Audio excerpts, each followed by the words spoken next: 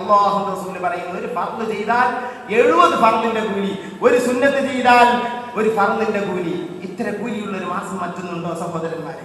വഹുവ ശഹ്റു സബ്രി വസ്സബ്റു സലാഹുൽ ജന്ന. ക്ഷമയുടെ മാസമാണ് റമളാൻ. ക്ഷമ വേണമല്ലോ. എന്തൊക്കെ ക്ഷമ വേണം?